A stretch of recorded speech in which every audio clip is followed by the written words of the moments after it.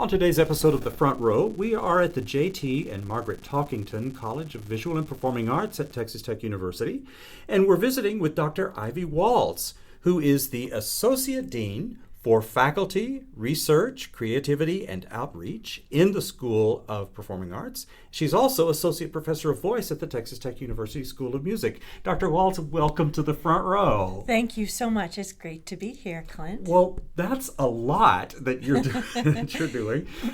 Tell us a little bit about you. Where did you grow up, and how did you get interested in music? Oh, thank you. Such a great question.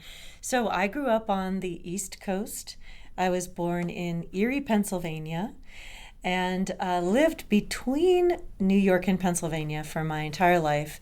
I got interested in music as a young child. I played the cello, I played the violin, and then I sang all along for fun, but really got serious about singing in high school. In choirs, of course, and things like that, chamber music, madrigal singers. And then auditioned and did all the high school musicals and things like that. And my dream as a high schooler was to be my hero at the time, Dr. Cammie Horn, who's still very much thriving in her own career, but she is a choral director. That's what I wanted to be. That's what I thought I wanted to be as a young person. Yeah. Well, how did that progress? Where did you go to school? Yeah, thanks. So I went to Ithaca College, School of Music, as an undergrad, and I majored in music education and performance, and was very much in education. I taught K through 12 music for my early career, which was a lot of fun, but really also then started a voice studio and realized that studio teaching was more where I felt my calling. So I went back and got my master's at Ithaca College again. And then through that point, my voice started to really develop more, which was exciting. It was a little bit of a late bloomer, I guess, although really now I know that that's not the case because voices take a while to bloom. But in my late 20s, early 30s, I started doing more opera performance. I was really fortunate to go to the resident artist training program at Tri-Cities Opera in Binghamton, New York, where I studied with excellent teachers there who taught me all about the craft of opera stage, and did other young artist programs and opera auditions. I did that for about 7 years. And was still teaching, though, because I was teaching all along. Teaching's always been a passion of mine. I was a lecturer at SUNY Cortland while I was doing this. It was busy. And then, some of my mentors said, hey, you're really a great teacher. We think you probably should go back and get that doctorate. So I went and was accepted into the DMA program at the College Conservatory of Music at University of Cincinnati, got my doctorate there, and from there started my official career into higher ed teaching voice, which was really exciting and wonderful. Yes. Great. Yes. Well, what happened that brought you then to Texas Tech? Oh my goodness, yeah. So I was at Ithaca College. I was fortunate to have an appointment there for over 10 years. I was on the voice faculty, teaching voice, teaching all the things that you do as a voice professor, thriving, having a wonderful career. And then the pandemic hit, and I had already started to kind of dip my toe in the administration realm. I had done some leadership training and was really interested in advancing the school and making a difference, not just with my own teaching and my students, but across music. So I was tapped to step in to submit administration in the middle of the pandemic, and it was an incredible experience. I learned so much. I was interim assistant dean, and then I was interim dean, and then we turned and had a huge transformation at Ithaca College. Became the Ithaca College School of Music, Theater, and Dance, and had an associate dean position there. And through all of this, I also was just kind of looking around and saying, maybe I should go to a different region. Maybe I should try a different place.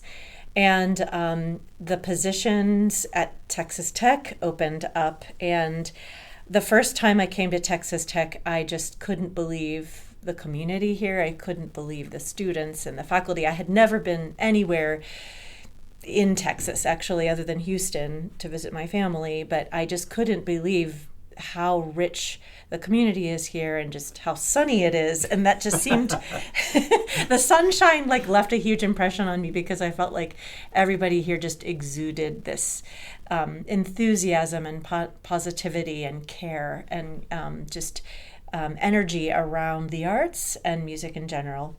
And Dean Camacho just is an incredible person to work with, and he brought me along to work with him, and I just was so excited to be here. So that's how I landed here. Wow. Is that I obtained this position in the dean's office. Yeah. Now, that's very impressive to me, because you grew up instrumentally, yes, and then singing, yes, which can sometimes be different worlds. Oh yeah, and you know, and then you did pedagogy, but you were also an honest to goodness performer as well, yes, and administration too. My goodness gracious. So what does a day in the life of Ivy Walz look like? Oh my gosh, well, I have a family too. So I also have a son and a lovely partner who is also an artist. His name is Peter. The day in the life of Ivy is just a lot of different things. I'm never bored, that's for sure. Oh, yeah. I do practice regularly. I teach during the school year. Not as much as I used to, because I'm also doing the administrative things. But a day in the life looks like supporting the college with whatever it needs. Mm-hmm. So, and helping to move us forward.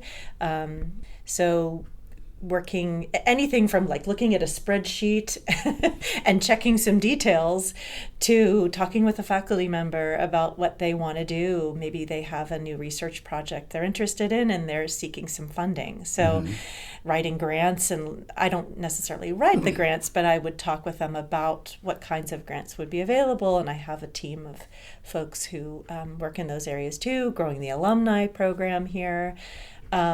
Supporting our faculty with just their career in general, whether they're seeking tenure or they've just been newly promoted, just really talking with them and getting to know them and helping to advance their position here in the best possible way. Yeah, our dean has a huge heart and vision to really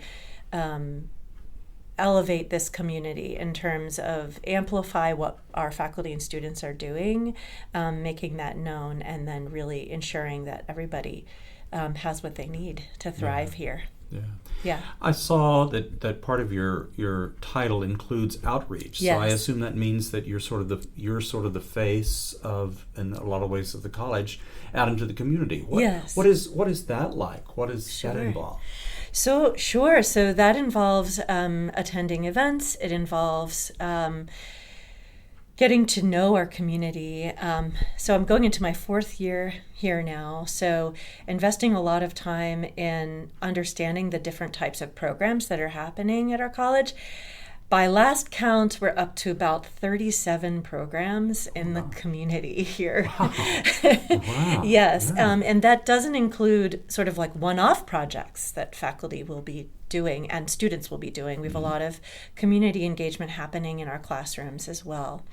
So yes, being the face in terms of understanding the needs of the community, and those are going to be different depending on organizations, but broadly it's around ensuring that the arts are available and accessible to the community of Lubbock and surrounding it. And ensuring that so arts can come from community members, of course. They don't only have to come from Texas Tech, but working together to elevate the arts culture here in Lubbock. Well, I've just noticed in the last couple of years something that I think really speaks to that is I've seen a big emphasis on groups that are outside the university but are within the university too, like the Lubbock Concert Band. And we have community organizations that are working in tandem with the university, which I think is a fabulous thing. And I'm really, really grateful to see that. That brings more people, to the table. and can certainly help with alumni too, right? Yeah. Yes, absolutely. And what's so wonderful about it is it's genuinely a partnership between people in the community. Maybe they're alums of the School of Art or the School of Music or other schools here, or they're folks who've moved here and have arts backgrounds, or folks who just they have hobbies and they want to further their skills in whatever way. Maybe they played the trombone as a child and they want to join the band, and then working together so that our students understand how important it is to serve your community with the arts, and our faculty also have opportunities to work alongside the community partners to grow those programs. Yeah. What a great job. Oh my gosh, this is my dream job for sure.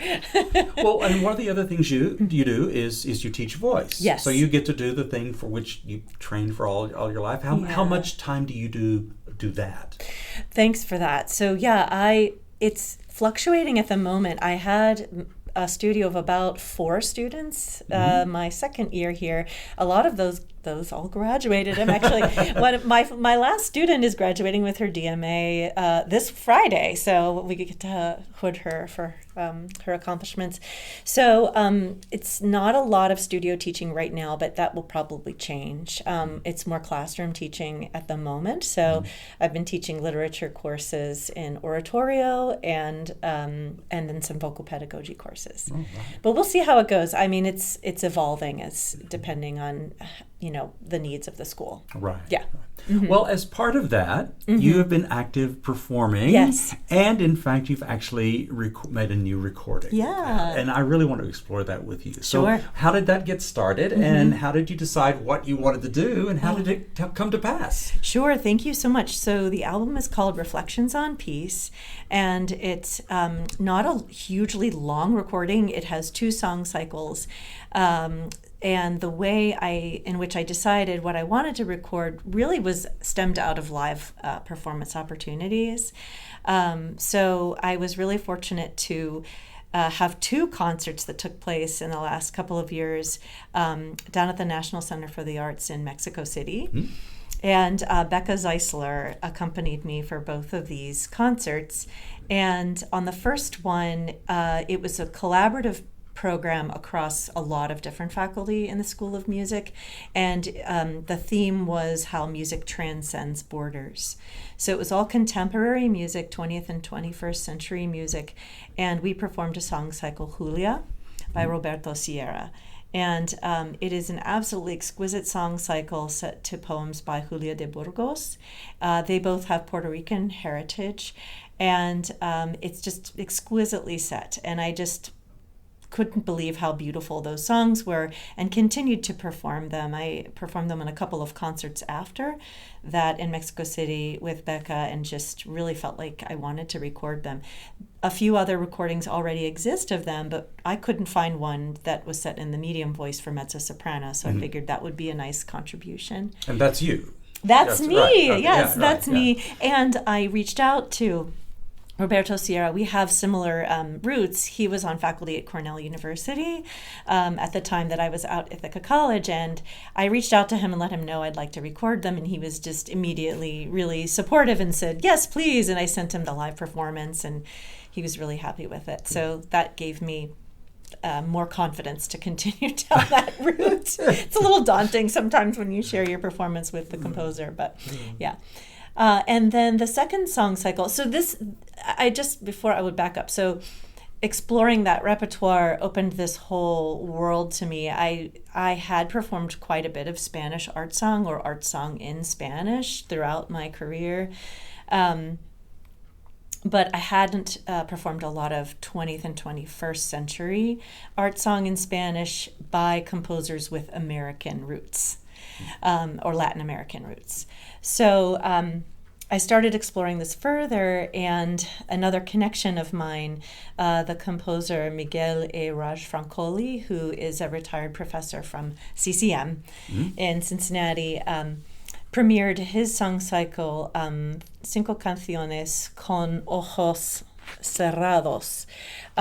This was premiered in 2013, and I really admired that work for a while. A good friend of mine premiered them, and I felt like that would be a good pairing. The poetry is pretty well connected. So I reached out to Miguel, and again, he was just really, really kind, and we looked at the songs together. There were a couple little phrases that kind of were outside my range, and he modified them for me. So it truly is for mezzo-soprano, the recording that we made. Right. And he personalized it to you. That's so nice. He did. He personalized it to me. And he, again, just incredibly accessible. He met with me a couple times. We talked through the Spanish pronunciation. He was really lovely. Oh, so great. Yeah. Excellent. So those are done now, right? They're done. Yeah. Wonderful. Great. So for people who are interested, how can they obtain them? Sure, it's streaming on Spotify. That's probably the easiest place to find it. And I would just recommend going on Google and searching it up, but Spotify is probably the easiest way to find it. Got it. Yeah. Excellent. Wonderful. All right. Dr. Ivy Walz is Associate Dean of the J.T. and Margaret Talkington College of Visual and Performing Arts and Associate Professor of Voice at the School of Music here at Texas Tech. Thank you so much for being our guest on the show today. Thank you. The pleasure's all mine. It's wonderful to be able to discuss this with you, and I appreciate our time together.